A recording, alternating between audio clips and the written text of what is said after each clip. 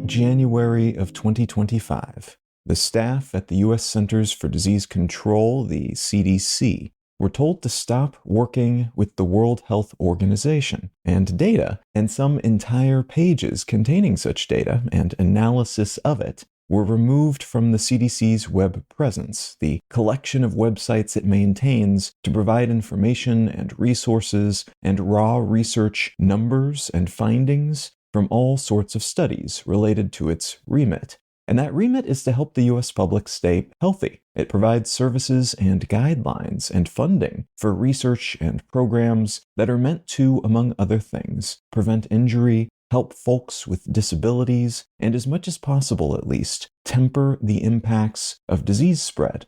Now, its success with all of these things has been mixed historically, in part because these are big, complex, multifaceted issues. And with current technology and existing systems, it's arguably impossible to completely control the spread of disease and prevent all injury. But the CDC has also generally been a moderating force in this space, not always getting things right itself, but providing a lot of resources, monetary and otherwise, to entities that go on to do big, generally positive things across this range of interconnected fields. Many of the pages that were taken down from the CDC's web presence in late January popped back up within a few weeks. And now, according to experts from around the world, these pages have been altered. Some mostly the same as they were, but others missing a whole lot of data, while still others now contain misinformation and/or polemic. A lot of that misinformation and political talking points are related to things the recently reascendant Trump administration has made a cornerstone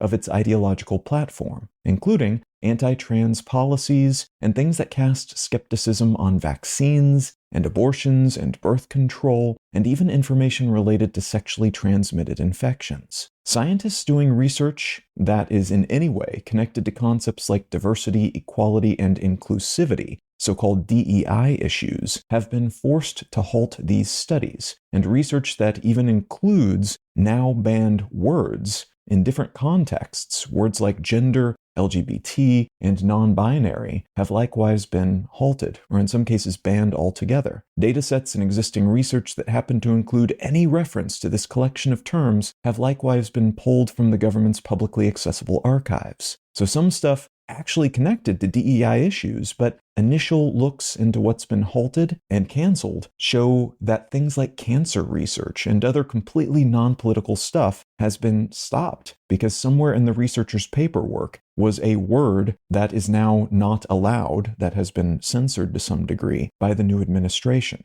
All of which is part of a much bigger story, one that I won't get into right now as it's still evolving and is very much its own thing, that of the purge of government agencies that's happening in the US right now at the apparent behest of the president and under the management of the world's wealthiest person, Elon Musk, via his task force, the Department of Government Efficiency, or DOGE. This process and the policies underpinning it are facing a lot of legal pushback, even from other Republicans in at least a few cases, but it's also a story that's evolving by the day, if not the minute, and the long-term ramifications of it are still up in the air. Some are calling it the first move in an autogulp, a coup from within, while others are calling it a ham-fisted attempt to seem to be doing things, to be reducing expenses in the government, and to basically flood the zone with a frenetic amount of seeming activity, but in such a way that none of the actions will be particularly effective. And most will eventually be countered by judicial decisions,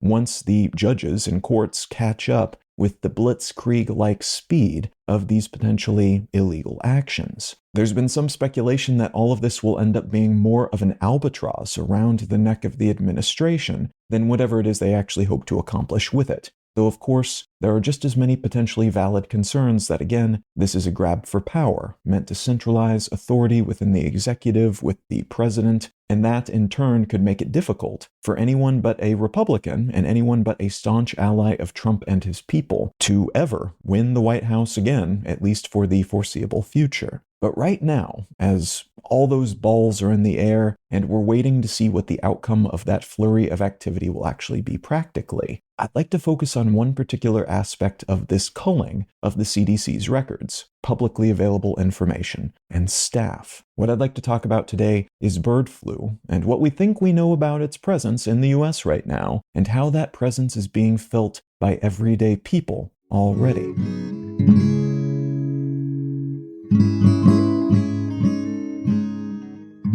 You're listening to Let's Know Things. I'm Colin Wright. I'm able to keep this show ad-free because of support from listeners like you. If you're finding value in what I'm doing here, consider becoming a paid supporter for the cost of a cup of coffee each month at letsknowthings.com. And as a thank you for your helping me keep this show solvent, you'll receive an additional bonus More Things episode each month. All right, let's get back to the show.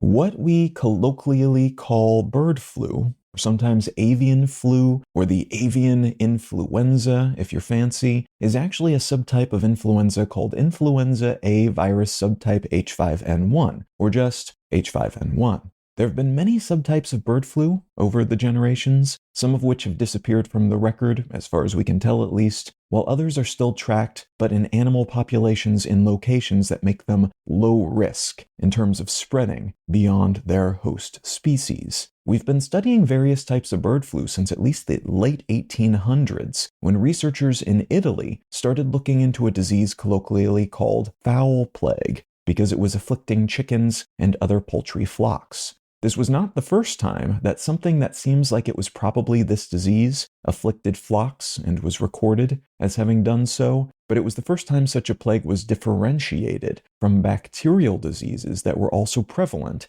in such poultry communities, and thus they could say it was something distinct from, for instance, fowl cholera, which was also pretty common back then. In the 1950s, it was confirmed that this avian flu was similar to flus that afflict humans, and in the 1970s, researchers figured out that the flus they were tracking in bird populations were diverse, in the sense that there were many subtypes, not just one universal disease. Today, we know that this type of influenza A virus, of which H5N1 is just one example, are super common in wild waterfowl, and they've achieved this commonality in part by living in these birds' respiratory and gastrointestinal systems without negatively affecting their host. So the birds can fly around and eat and peck at things without even getting a case of the bird sniffles, which means they're less likely to isolate from their kin, which in turn means they're more likely to spread it to all of their friends. Waterfowl also tend to travel great distances just as a matter of course, migrating across continents in some cases, but in others just flitting from lake to pond to puddle, looking for food. Domesticated birds like chicken and ducks that are kept for their eggs or meat tend to catch bird flu either by socializing with their wild kin or by coming into contact with their feces or surfaces that have been contaminated by those feces. In this way, traveling flocks of ducks and geese and seagulls, which maybe set down to get a drink or some food at a source of water in a bird meat facility, could infect a chicken directly, but just by flying overhead and pooping, they can do the same, as chickens will tend to peck around at the ground, and if that poop is somewhere nearby, boom, chicken infected. And then, in relatively short order, the whole coop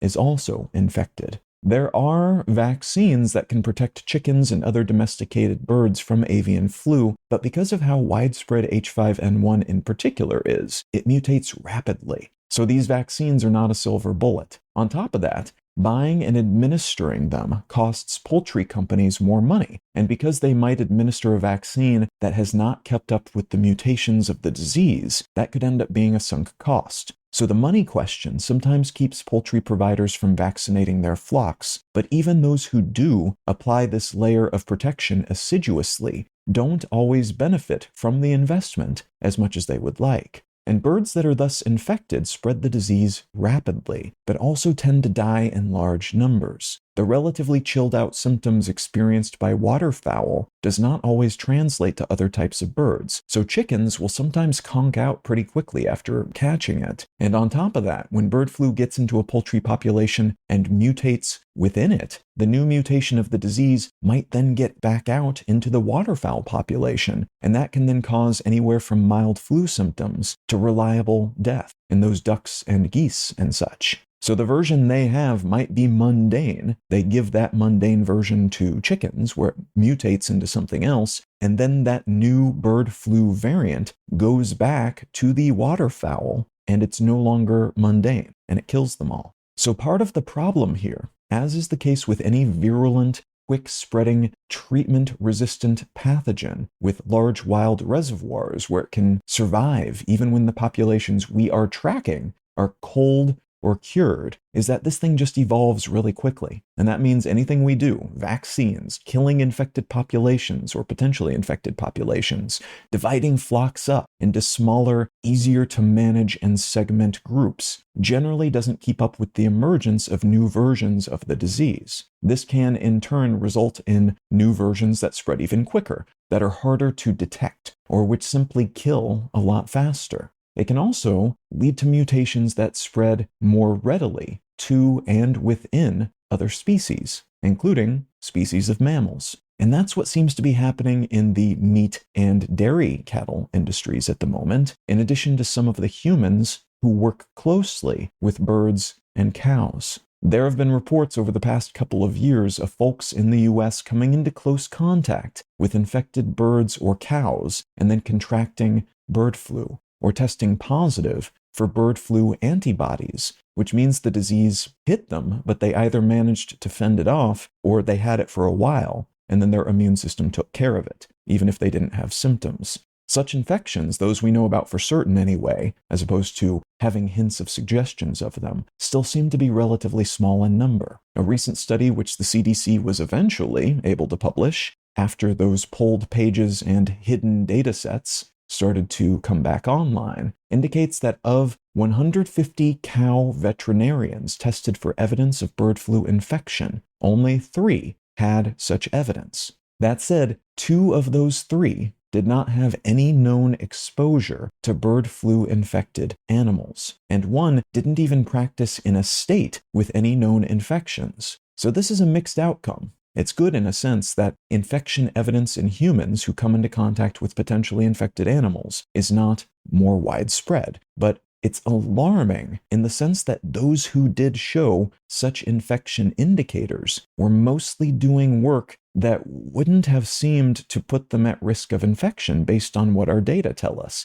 and yet they were obviously put at such risk, which suggests that our sense of how widespread this thing has gotten, how widespread bird flu in populations of birds, mammals, and potentially humans is probably way, way off at this point. The official data on where bird flu is, and even what animals it's infecting, is perhaps uselessly out of date, at least in the United States. So at this point, the official CDC data say there have been 68 cases of bird flu in humans in the US since 2024, and one of those infections has resulted in death. 41 of those infections were the result of exposure to dairy cattle. 23 were from exposure to poultry farms or poultry meat production facilities. 1 was from contact with another unspecified animal, and 3 were from unknown sources. The major concern here is that these numbers suggest bird flu is not having a hard time moving from birds to other mammals to humans at this point.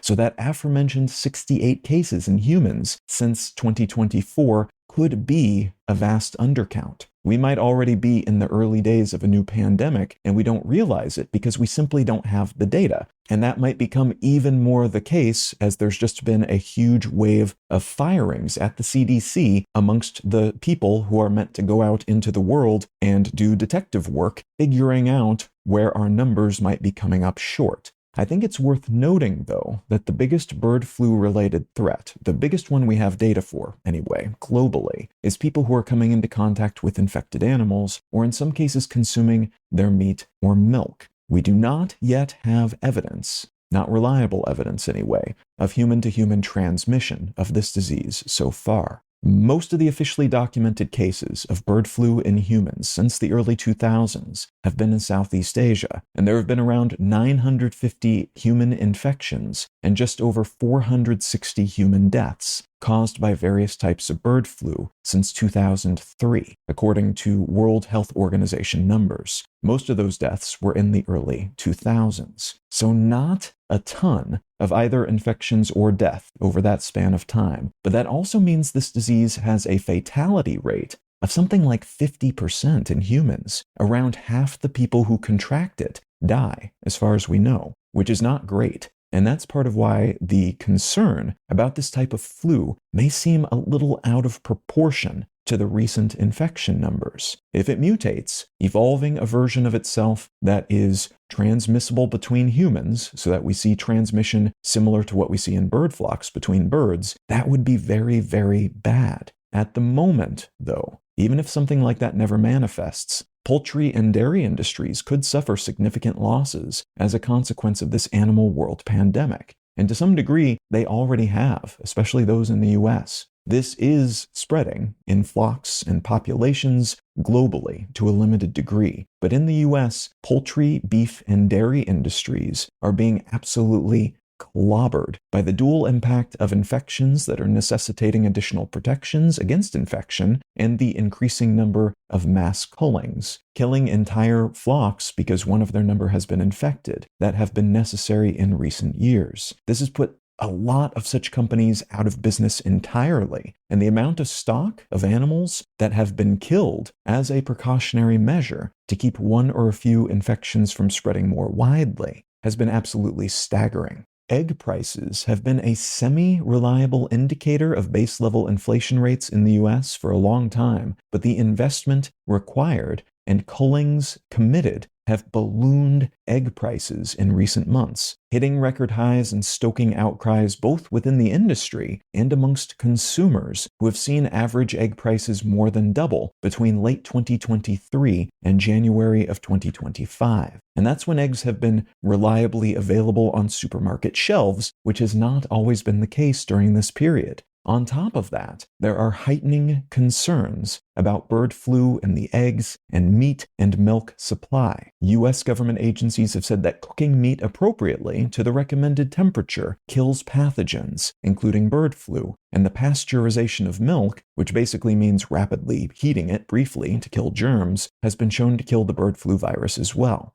But a purity or naturalism-based movement, which is often closely tied to the anti-vaccine movement, has seen a surge in popularity in the US. And many people who subscribe to that ideology have also become proponents of consuming raw milk, which is not pasteurized. And thus this virus and other pathogens can survive in that milk, potentially becoming a new vector of infection for humans. So there's a lot going on in the US government right now, and in US culture in general, I guess, that's making tracking such things difficult, and trusting the information that is contained within these datasets and on these web pages, perhaps even more so in some cases. And that could remain the case, and it could become even more muddled based on the stated beliefs of some of the people who are being put in charge of these agencies because of how their philosophical or ideological positions might impact the studies they conduct, the things they track, and the information they choose to divulge to the public. But at the base level, right now at least, it looks like bird flu has become a persistent reality within the US poultry and cattle industries that most humans probably don't have a lot to worry about from this disease yet,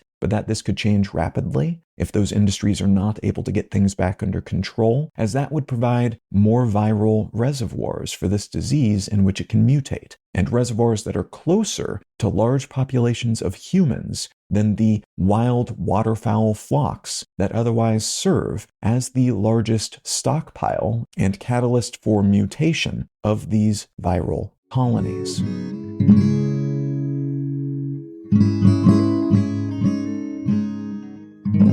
The book I'd like to recommend today is called Nexus, A Brief History of Information Networks from the Stone Age to AI by Yuval Noah Harari. Like all of Harari's books, this one is great for making you think about a variety of different things. Some of his analysis and perception of things are really quite novel and deviate somewhat from the common way we might think about things. In this case, information networks and what that means and how they influence all aspects of society. Like all of his works too, it's good to take some of the claims with a grain of salt. Some of the stories are just so stories that seem to be a little bit cherry-picked in order to support some of his assertions. But in general, even those things will be quite interesting and potentially a valuable lens through which to look at these things. So it is generally worth a read. It's a big read, but if you know what you're getting into, I think you will probably be satisfied with it, as I was. Now, if any of that sounds interesting to you, consider picking up a copy of Nexus by Yuval Noah Harari.